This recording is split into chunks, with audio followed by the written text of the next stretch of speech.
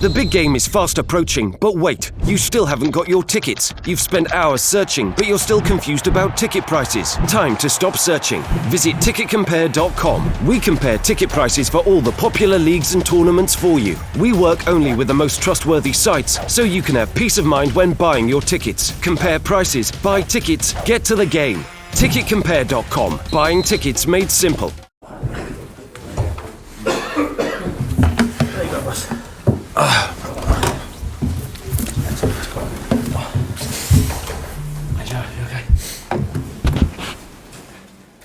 Settle down. We've got to the Sunday guys, but Vinny will give you the first couple before we go to those, so just two. Jurgen, in your assessment of the game, I just wonder how crucial you feel that save from Carriers from the Army just before half time was it determining the outcome of today's game? Absolutely. Very, very. I wouldn't say that we have no chance afterwards to win the game, but if the ball is in, it changed the game for sure. It was, what was it, 45th minute? Roundabout, so Newcastle would have said perfect moment. For us, it would have been exactly the opposite. So, yes, that's exactly life of a top-class goalkeeper. If you're in a top team, you have not a lot to do, but if you have something to do, you need to be there, and that he was there. So, yeah, it's a good thing. It's better that they had the finish and he could make the save than they wouldn't have shot the ball on the goal. So, because then nobody speaks about the goalkeeper, so it's good. Was fantastic. Was like scoring, to be honest. That's how it is. We scored two more. That makes the result. So, happy about the result. So it's good. But it's already over. So we play on Tuesday again. That's it. So. Carrie's then someone who's become more comfortable in his role now that he's effectively number one first. Look, if he's not a good goalkeeper, I would be the biggest idiot in world football if I line him up. So maybe a few people think I am, but he is an outstanding, skilled goalkeeper. That's how it is. And the start was not that good. And in our life, it's like that then people make their assessment immediately and say, yes, that's like this. So start was bad, so there's nothing.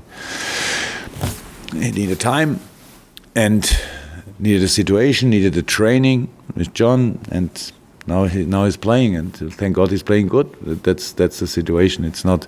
There's no goalkeeper without any mistakes in the world, but for goalkeepers the timing is very important. The best thing is you don't make a mistake in the first 50 games, then people think you are the best, and then you can make a wow, and you can be responsible for 3 goals in a row, but the people think still, yeah, but he's world class. So, and now he has a few good games. That's good for us, and now let's carry on.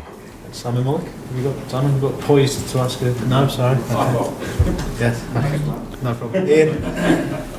Jurgen, you obviously knew Mo Salah had ability in him when you signed him, or you wouldn't have signed him, but did you think he was a 30-goal-a-season player when you signed him? Wow. I had no numbers in my mind. We knew that he's a very offensive-orientated midfield player, so that's how it is. And if you are that, then you need goals from players like this, and you want them to score. I love the goals he scored. I loved his assists. But his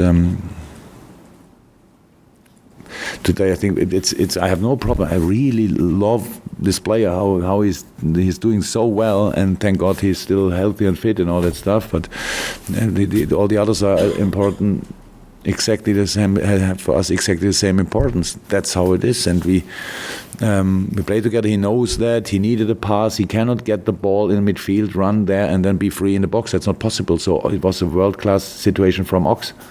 So speeding up in this situation and then passing the ball, like the situation from Roberto Firmino, the pass would have now a ligament injury in the ankle if you want to try that, and he did it, and then Sadio could score. So that's always teamwork in football. I love that most, to be honest, but he deserves all the good critics he got so far, and we have to make sure that he can carry on like this. John? You took off Mane and you took off Firmino to give him a rest, but you didn't take off Salah. Is that because he just doesn't want to come off? Mo is he makes his own breaks on a pitch. you need to save Roberto, and Sadio is a little bit more lively in this situation. But actually, he was surprised how lively he was then in the last few minutes. I was not too happy then with my decisions, but usually he makes his own breaks. Joe? Jurgen, in any other season, Kevin De Bruyne would just be unanimous footballer of the year because he's played so well. But do you think, even though Liverpool aren't at the top, do you think that Mo Salah is a realistic rival or deserves to be mentioned in the same Yeah, of course. level? Yeah, of course. It's a different position. If you depends to what you want to have. So I think there's no doubt that Kevin De Bruyne plays a nice season, to be honest, and there's no doubt that Mo Salah plays a really good one as well. So that's how it is. But not only him. There are a few more players. I think a few people would mention that Harry Kane is not too bad. Roberto Firmino is not too bad. Yeah, David Silva had a few weeks. Because of private reasons he couldn't play, but he plays an outstanding season as well. So there are a few good players this season in the Premier League, and for sure I forgot a few. In our team I like a lot what we did so far, but I don't have to make the decision. So at the end there will be one winner and a few more very good players around him. I know you don't like individual of the team, but I saw you present Mo with the African Player of the Year award, so I know that you realise that it means a lot to the individual players when you do it. Yeah, that's like life of a professional sportsman is. So you do it because you want to win. I don't think that a lot of people are doing this only to be part of it. So we want to win things, and that's it's a big part of our personality. So of course I know, and for me, trophies mean absolutely nothing. I know that, and I have no clue why it is like that, but it is the truth. So. But winning a title with a team is different, to be honest. But I really respect that. And yes, if he can win this competition, then he deserves it. And then there's a few games to go, and we have to make sure that he can keep on going in this shape and can be in the important spaces in the very decisive areas and score goals for us. Paul Wilson to finish, I think.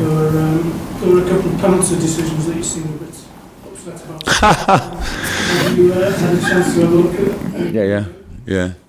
Well, the second one was obviously no penalty because it was outside. It was 100% red card. I'm sorry to say that. I don't even know who made the foul, but how you cannot whistle a foul in that situation, that's quite a special view. I thought in that moment it was a penalty as well, but that I saw it later back. For me, the other situation is a clear penalty against Mo Salah. So that's how it is, especially in comparison to the very hard touch in the Tottenham game. We cannot always say this is a penalty, there's no penalty, it's a touch and go penalty.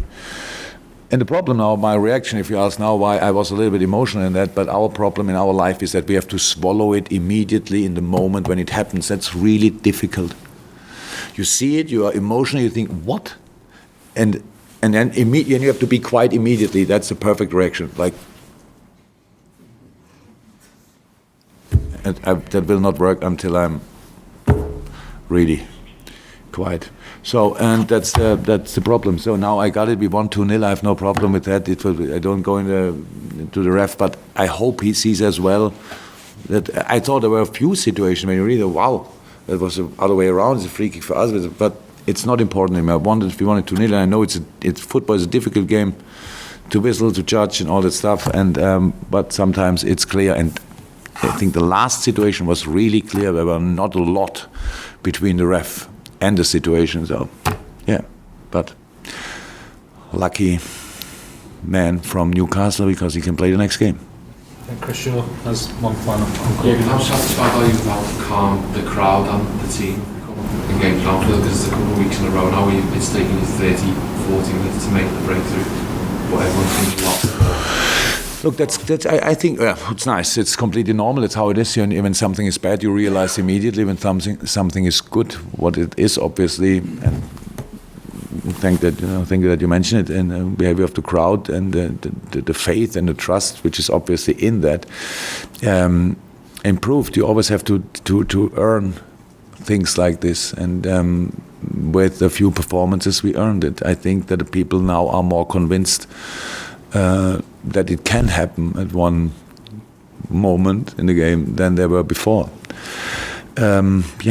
that helps massively. But that's what I meant when I said we have to create this situation together. So it's like it is. You cannot keep the ball in your rows when the crowd is pushing you constantly in this direction. It's difficult for each human being.